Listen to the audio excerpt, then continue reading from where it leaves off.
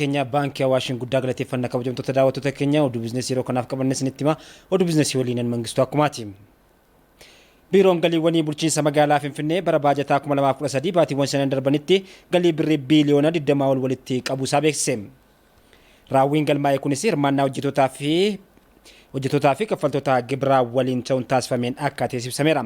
Akka bulchiinsa magaalaa Finfinneettis kaffaltoonni gibiraa 300,000 fi 95,000 ol kan jiran yoo ta'u baatiiwwan 5 darbanitti galii birrii biiliyoona 20 ol walitti qabuusaa hoogganaan biiroo galiiwwanii bulchiinsa magaalaa Finfinnee obbo Mulgeetaa Tafarraa himaniiru. Baatii 5 keessatti galii birrii biiliyoona 21 walitti qabuuf karoorfame keessaa raawwiin argame dhibbentaa 93.4 ta'uusaas himaniiru. Raawwiin kunis kan bara darbee waliin wal bira qabamee yeroo ilaalamu caalmaa dhibbentaa 6 akka qabus dubbataniiru jechuun kan gabaase Muhammad Raamaatuuti.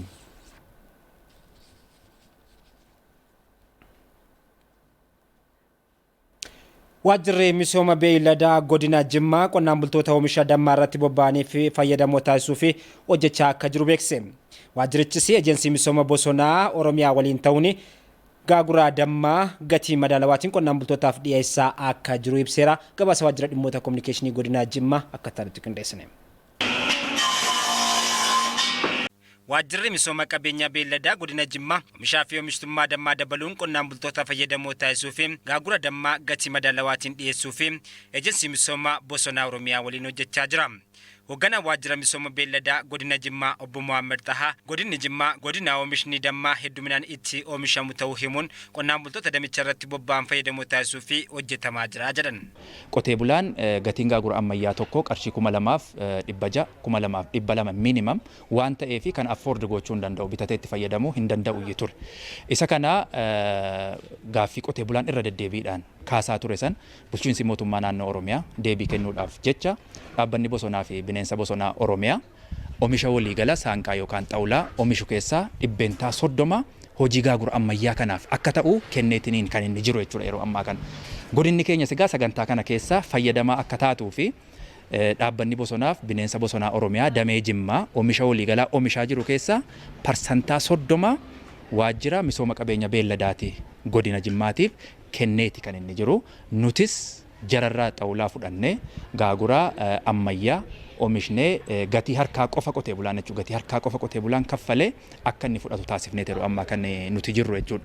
Hoogganaa waajjira Enterprise fi Industirii godina Jimmaa obbo Eliyaas Mohammed rakkoo hojii dhabdummaa xiqqeessuu fi damee oomisha dammaa irratti carraa hojii uumuu fi hojjetamaa jira jedhan. Dhaabbata bosonaaf bineensa bosonaa wajjin ta'uudhaan dargaggootaaf gaagurri hanga 5,000 akka dhiyaatu karoorfame hojjetamaati kan jiru.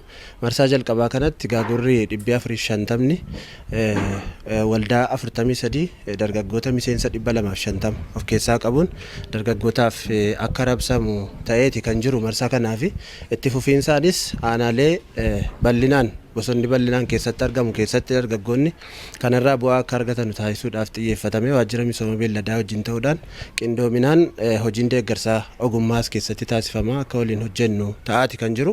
Waldaadhaan gurmaa'uun gaagura oomishuun qonnaan bultootaaf dhiyeessuu irratti dargaggoonni bobba'anis deeggarsa waajjira Enterprise fi Industirii irraa argatan fayyadamuun gaagura gatii madaalawaatiin dhiyeessuun fayyadamaa akka jiran himaniiru. Gaagura duwwaatuun ta'in aksesarii waan kanatti hidhaate hunda isaa hin dhiyeessina. Waan hojii kan isaatii barbaachisu hunda hin hojjenna. Fedhiin qotee bulaa ammaa guyyaa isaa himame duratti kan inni barbaadu hundi isaatu. Aanaa digdamaa kan gaagura kana dhiyeessaa jirru. Akkuma argitan mana kana keessatti argitu gaagura danuu kanaariitti irraa jirra. Bakka danuudhaan gaaffii kan jiru. Karaa mootummaatiinis waa guddaa nu deeggaraa jiru. Xaawulaa asumatti nuuf fidaa jiru. Gatii bu'aadhaan nuuf fidaa jiru.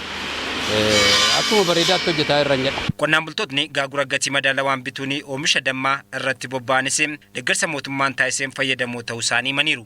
Jarri aadaan waliin dhahaa kun immoo badaa fagoo walgataa hojjaadhaanis dammi keessaa argamus baay'ee garaagarummaa qaba. Nama raraa dhufee naanan gara kanatti baay'ee gara kanatti dhufee ammaan. Gatiin gaaguraa kanaan dura qarshii 2,400 fa'i kan gurguramaa ture. Amma inni humna keenya oli. Kanaan dura kanuma ammayyaa kana tokkittiin bitadhe humni waan baay'isanii bituudhaaf waan hin dandeenye. Amma immoo mootummaan parsantii 50 gadi nu buusee 50 mootummaan karaa adda ta'een xaawulaa gargaaruudhaan gatii harkaa qofa kaffalleeti gaagura tokkoo fi birrii 1,100 qofaa fudhannee itti fayyadamaa jira. Paarkiin industirii qindeessa oomishaalee qonnaa kibbaa naannoo kibbaa Yirgaa Caffee fi Dillaatti ijaaramaa jiru. Oomishaalee qonnaa irratti galtee dabaluudhaan gabaa addunyaaf dhiyeessuun oomishaalee biyya alaatti galan xiqqeessuuf keessatti gahee olaanaa akka qabu pirezidaantii tanaan naannichaa obbo Ristuu Yirdaa'u ibsan. Jilli pirezidaantii ittaanaa naannichaatiin durfamus paarkiiwwan indaastirii naannicha keessatti ijaaramaa jiru daawwateera. Paarkiin indaastirii qindeessa oomishaalee qonnaa Sidaamaa Yirgaa lamitti ijaaramaa jiru dabalatee paarkiiwwan indaastirii ijaaramaa jiran Itoophiyaan daldala gabaa addunyaa keessatti qabdu guddisuudhaafis gahee olaanaa akka qabus himameera. Oomisha bunaa naannoo Sidaamaa fi godina Geedawatti oomishamu mutti galtee dabaluun fayyadamummaa qonnaan bultootaa mirkaneessuun galii biyyattiin damicharraa argattu guddisuufis industirii paarkiiwwan industirii naannicha keessatti ijaaramaa jiran gahee olaanaa akka qabus ibsameera. Egaan kabajamtoota daawwattoota keenya oduun biizinasii yeroo kanaaf qabannee kan gammaatti daawwattan ture waan